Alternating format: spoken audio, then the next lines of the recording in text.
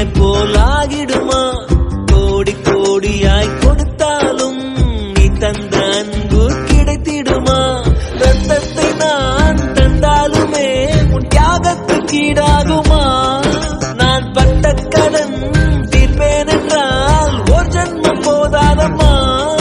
நடமாடும் கோயில் நீதானே.